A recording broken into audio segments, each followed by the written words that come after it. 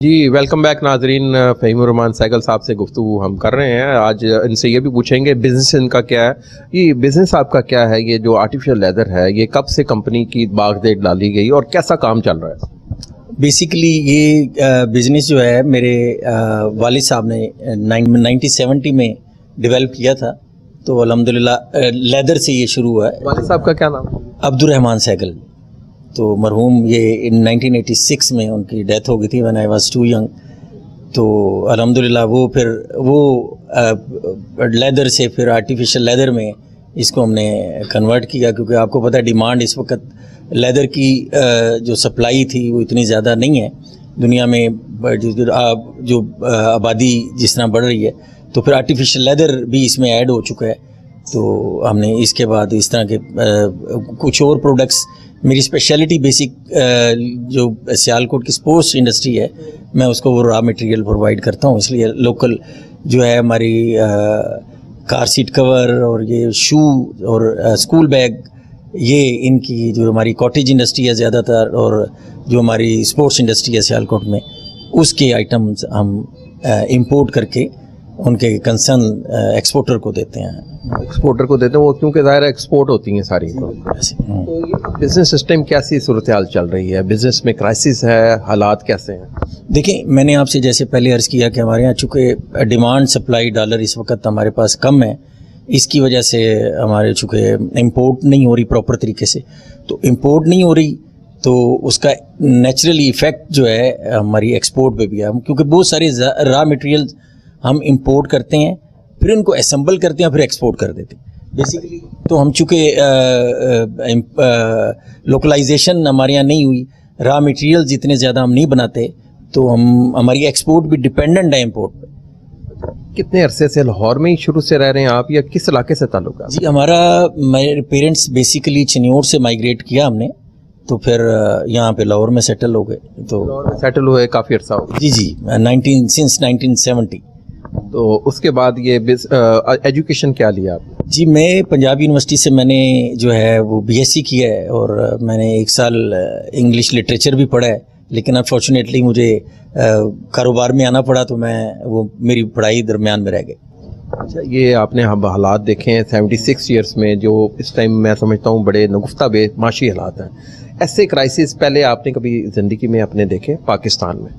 دیکھیے جی، ہم نے جب سے ہوش سنبھالا ہے، شروع میں تو ہماری اکانومی جس طرح بوسٹ کر رہی تھی، اور ہم نے دیکھا ہمارے جو ہمسائے ممالک ہیں، میں پڑھ رہا تھا کس دور کی بات کر رہے ہیں؟ یہ 90 میں آپ کو بتاؤں کہ یہ جو منموہن سنگھ صاحب جب وہاں وزیر اعظم تھے، وہ ہمارا پروگرام لے کے گئے تھے اس وقت. جی انہوں نے ہمارا جو ہے پروگرام لے کے، تو ان کی اکانومی بھی اس وقت کو تقریباً $1 بلین کے ان کے ریزرو تھے، تو انہوں نے ہمارا یہ پروگرام لے کے اپنی اکانومی کو آگے لے کے نکل گئے. اور میں آپ کو بتاؤں کہ 1960s کا جو ہمارا پروگرام تھا، یہ ہمارے کورین، ایک تو چیزیں کچھ آپ کلیم کرتے ہیں، کچھ لوگ ہیں وہ جو جس کو خود ایڈمٹ کرتے ہیں. کورین ایمبیسڈر آپ لاہور چیمبر کی ہسٹری میں نکال کے دیکھ لیں، کئی دفعہ آ کے کہہ چکے ہیں کہ ہم نے جو ترقی کی ہے وہ 60s کا پروگرام پاکستان کا لے کے ہم نے اس سے ترقی کی ہے.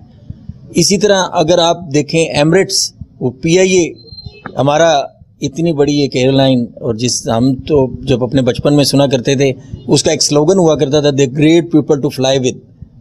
انہوں نے ایمریٹس کو سکھایا، اور ایمریٹس آج کہاں ہیں تو ہم اس وقت کہاں کھڑے ہیں. اسی طرح کسی بھی شعبے میں دیکھ لیں، ہم نے ترقی نہیں کی، ہم نے تنزل اختیار کی ہے. کون سا ایسا دور تھا جس میں آپ سمجھتے ہیں کہ پاکستان میں بہتری لائی، اور لیڈر کون سا آپ کو پسند تھا؟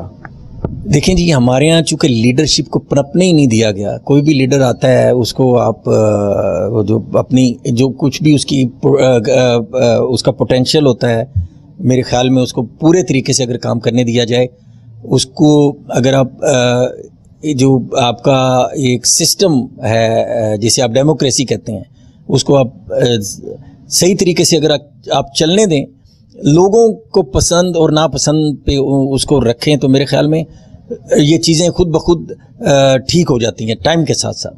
سیاسی کون سا لیڈر آپ کو پسند رہا ہے جس کے دور میں سمجھتے ہیں کچھ بہتری آئی؟ میرے خیال میں پاکستان میں اگر اس لحاظ سے دیکھا جائے تو مجھے یہ لیڈرشپ کی کمی محسوس ہوتی ہے.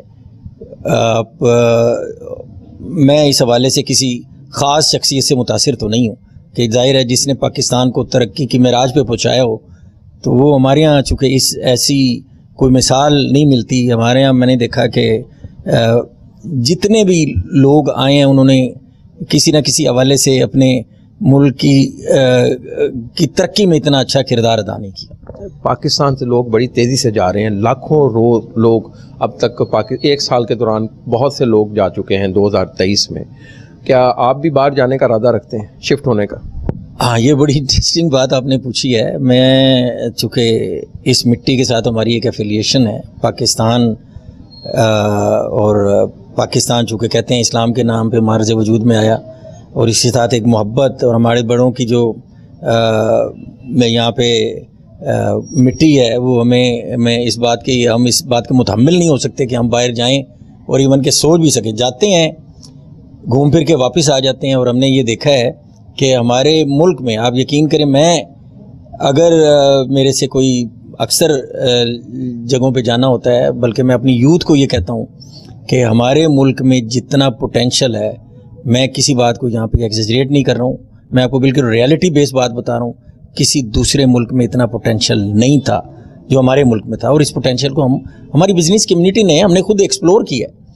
تو اگر اس کو ہم صحیح طریقے سے ایکسپلور کریں تو میں نہیں سمجھتا, لوگ بڑے یقین کریں بہت سارے ایسے لوگ جو نہیں سوچ رہے تھے کہ ہم پاکستان سے باہر جائیں وہ بھی سوچ رہے ہیں, اور ہم کچھ چند بلین ڈالرز کے لیے IMF کے محتاج ہو گئے, اور ان کی بہت ساری ایسی انڈیو ہم نے ان کی شرائط بھی قبول کی ہیں, بڑی سخت شرائط, بجلی ٹیرف جس میں پاور ٹیرف تھا, جس میں آپ کا ریٹ آف انٹرسٹ تھا, جس میں آپ کے پیٹرول کی پرائسز ہیں وہ بھی ہم نے قبول کر لیں. اس کے باوجود میں نے دیکھا ہے کہ ہماری اکانومی بہتر نہیں ہو رہی, اور بجائے وہ چند ڈالر ہم نے لیے اس سے کہیں زیادہ جو پہلے صرف برین ڈرین ہوتا تھا اب کیپٹل ڈرین بھی ہو رہا ہے بڑی تیزی سے.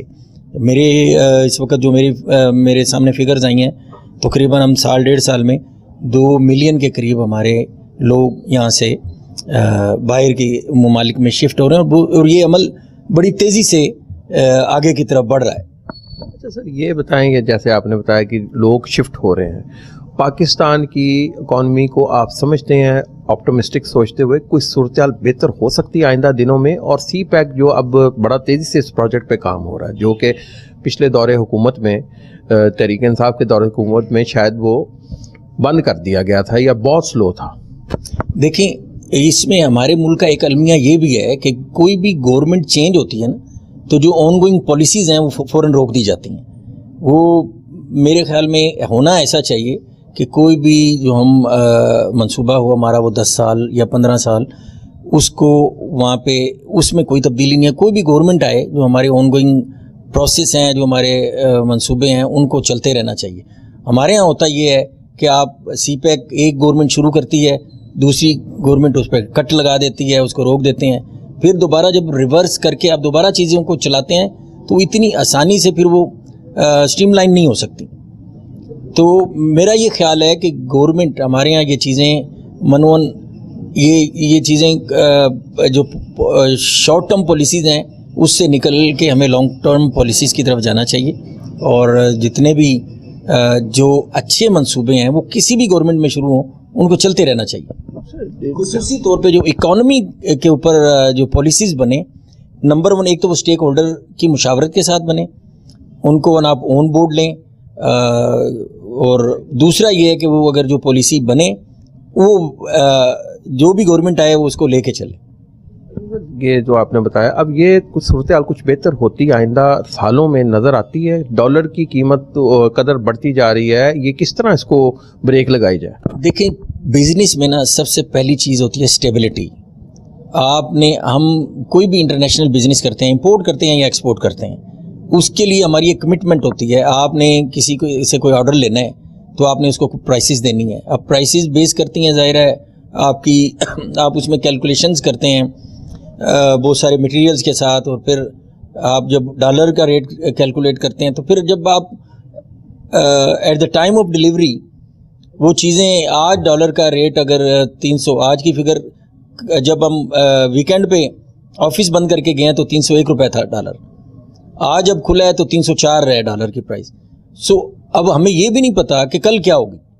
تو جس ملک میں یہاں یہ حال ہو کہ آپ پریڈکٹ ہی نہیں کر پاتے کہ آپ کل آپ کے ساتھ کیا ہونے والا ہے, اس طرح کی صورتحال میں کوئی بھی بزنس چل نہیں سکتا. تو میرا یہ خیال ہے کہ سب سے پہلے آپ کسی بھی یعنی جو اسٹیبلٹی ہے اس کو انشور کریں. بزنس میں جو ہے نا کسی بھی یعنی اسٹیبلٹی بہت اہم چیز ہے. یہ تو عام انتخابات کے حوالے سے بات کریں گے. آپ سمجھتے ہیں کہ اکنامک ایکٹیویٹیز کچھ اکنامیکلی ملک کو بہتر بنا کے انتخابات کی طرف جایا جائے, یا پھر انتخابات فوری طور پہ ہونے چاہیے؟ ذاتی خیال کیا آپ؟ میرا ذاتی خیال یہ ہے کہ یہ جو پولیٹیکل پروسیس ہوتا ہے نا اس کو چلتے رہنا چاہیے. یہ اگر کہیں اس میں جو ابھی بھی جو حالات ہوئے ہیں, میں یہ سمجھتا ہوں جو ہمارے ملک میں پولیٹیکل انسٹیبلٹی آئی ہے اس کا جو عمل دخل زیادہ ہے. تو آپ جو بھی ایک پروسیس ہے اس کو اگر جمہوری جو طریقہ کار ہے اس کو اگر چلنے دیں تو میرا یہ خیال ہے کہ یہ اس قسم, اور الیکشن جو ہیں میرے خیال میں اگر ڈیو ڈیٹ پہ ہو جائیں, اور جتنی اسپیکولیشنز انتخابات کے حوالے سے گردش کر رہے ہیں, اور کوئی بھی جو الیکٹڈ گورنمنٹ آ کے جو بھی اپنے عوام کے سامنے وہ جواب دے ہو, تو میرے خیال میں اگر وہ یہ جتنا جلد ممکن ہو اگر یہ ہو جائے تو امید ہے انشاءاللہ ہم ان کرائسس سے نکل آئیں گے. جتنا جلد ممکن ہو الیکشن کی ڈیٹ کا اعلان کر دینا چاہیے تاکہ یہ ابہام ختم ہونا چاہیے, غیر یقینی صورتحال ختم ہونا چاہیے, یہ کہہ رہے ہیں فہیم سہگل صاحب. گفتگو کا سلسلہ ہم جاری رکھتے ہیں, ایک بریک لیتے ہیں, بریک کے بعد دوبارہ